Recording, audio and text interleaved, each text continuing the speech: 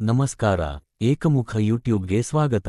ಆತ್ಮೀಯರೇ, ಫೆಬ್ರವರಿ ತಿಂಗಳ ನಂತರ ಮಾರ್ಚ್-ಏಪ್ರಿಲ್ನಲ್ಲಿ ವಾರ್ಷಿಕ ಪರೀಕ್ಷೆಗಳು ಮುಗಿದು ಫಲಿತಾಂಶ ಬಂದು ಮುಂದಿನ ತರಗತಿಗಳಿಗೆ ತೇರ್ಗಡೆಯಾಗಿ ಹೋಗುವ ವಿದ್ಯಾರ್ಥಿಗಳಿಗೆ ಸಹಾಯಕವಾಗುವಂತೆ ಈ ಕಂಟೆಂಟ್ ರಚಿಸಿದ್ದು, ದಯವಿಟ್ಟು ಇದನ್ನು ಪಾಲಿಸಿ ಎಂದು ಮನವಿ ಮಾಡುತ್ತೇನೆ.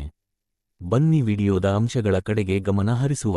ಖಾಸಗಿ ಶಾಲೆಗಳಲ್ಲಿ ಪುಸ್ತಕಗಳ ವಿಪರೀತ ಬೆಲೆ ಮತ್ತು ಸರ್ಕಾರಿ ಶಾಲೆಗಳಲ್ಲಿ ಪುಸ್ತಕಗಳ ಮರುಬಳಕೆ ಬಗ್ಗೆ ಮಾಹಿತಿ ಇಲ್ಲಿದೆ. ಖಾಸಗಿ ಶಾಲೆಗಳಲ್ಲಿ ಪುಸ್ತಕಗಳ ವಿಪರೀತ ಬೆಲೆ. ಖಾಸಗಿ ಶಾಲೆಗಳಲ್ಲಿ ಪಠ್ಯಪುಸ್ತಕಗಳ ಬೆಲೆ ಹೆಚ್ಚಾಗಿರುತ್ತದೆ. ಇದಕ್ಕೆ ಕಾರಣಗಳು: ಪ್ರಕಾಶಕರ ಏಕಸ್ವಾಮ್ಯ. ಖಾಸಗಿ ಶಾಲೆಗಳು ನಿರ್ದಿಷ್ಟ ಪ್ರಕಾಶಕರ ಪುಸ್ತಕಗಳನ್ನು ಮಾತ್ರ ಬಳಸುವಂತೆ ಶಿಫಾರಸು ಮಾಡುತ್ತವೆ. ಇದರಿಂದ ಪ್ರಕಾಶಕರು ಬೆಲೆ ಹೆಚ್ಚಿಸಲು ಅವಕಾಶ ಸಿಗುತ್ತದೆ. ಹೆಚ್ಚುವರಿ ಶುಲ್ಕಗಳು. ಕೆಲವು ಶಾಲೆಗಳು ಪುಸ್ತಕಗಳ ಜೊತೆಗೆ ನೋಟ್ಬುಕ್ಗಳು, ಸ್ಟೇಷನರಿ ವಸ್ತುಗಳು ಮತ್ತು ಇತರ ಶಾಲಾ ಸಾಮಗ್ರಿಗಳನ್ನು ಮಾರಾಟ ಮಾಡುತ್ತವೆ. ಇವುಗಳ ಬೆಲೆಯೂ ಹೆಚ್ಚಾಗಿರುತ್ತದೆ.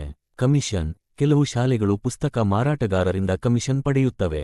ಇದರಿಂದ ಪುಸ್ತಕಗಳ ಬೆಲೆ ಹೆಚ್ಚಾಗುತ್ತದೆ. ಸರ್ಕಾರಿ ಶಾಲೆಗಳಲ್ಲಿ ಪುಸ್ತಕಗಳ ಮರುಬಳಕೆ.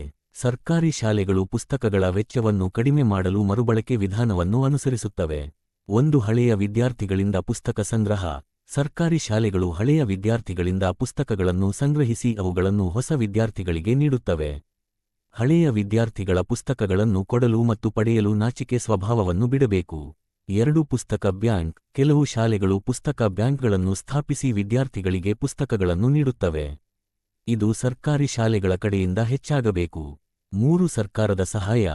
ಸರ್ಕಾರವು ಪಠ್ಯಪುಸ್ತಕಗಳನ್ನು ಉಚಿತವಾಗಿ ಅಥವಾ ಕಡಿಮೆ ಬೆಲೆಯಲ್ಲಿ ಒದಗಿಸುತ್ತದೆ. ಶಾಲೆಯ ಕಡೆಯಿಂದ ಉಚಿತವಾಗಿ ಕೊಟ್ಟ ಪುಸ್ತಕಗಳನ್ನು ಮರಳಿ ಪಡೆದು ಗ್ರಂಥಾಲಯಗಳಿಗೆ ವರ್ಗಾಯಿಸುವುದು. ನಂತರ ಅಗತ್ಯ ವಿದ್ಯಾರ್ಥಿಗಳಿಗೆ ಅಲ್ಲಿಂದ ಪಡೆಯುವ ವ್ಯವಸ್ಥೆಯನ್ನು ಬೇಸಿಗೆ ರಜೆಯಲ್ಲಿ ಮಾಡುವುದು. ಪುಸ್ತಕಗಳ ಮರುಬಳಕೆಯ ಪ್ರಯೋಜನಗಳು. 1. ಹಣ ಉಳಿತಾಯ. ಪೋಷಕರು ಪುಸ್ತಕಗಳಿಗಾಗಿ ಹೆಚ್ಚು ಹಣ ಖರ್ಚು ಮಾಡಬೇಕಾಗಿಲ್ಲ. 2. ಪರಿಸರಕ್ಕೆ ಸಹಾಯ.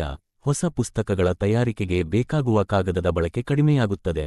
3. ಶೈಕ್ಷಣಿಕ ಸಂಪನ್ಮೂಲಗಳ ಸಮಾನತೆ. ಬಡ ವಿದ್ಯಾರ್ಥಿಗಳಿಗೆ ಪುಸ್ತಕಗಳು ಲಭ್ಯವಾಗುವಂತೆ ಮಾಡುತ್ತದೆ. ಖಾಸಗಿ ಶಾಲೆಗಳಲ್ಲಿ ಪುಸ್ತಕಗಳ ಬೆಲೆ ಹೆಚ್ಚಾಗಿದ್ದರೆ ಪೋಷಕರು ಶಾಲಾ ಆಡಳಿತ ಮಂಡಳಿಯೊಂದಿಗೆ ಚರ್ಚಿಸಿ ಪರ್ಯಾಯ ಮಾರ್ಗಗಳನ್ನು ಕಂಡುಕೊಳ್ಳಲು ಪ್ರಯತ್ನಿಸಬಹುದು. ಧನ್ಯವಾದಗಳು.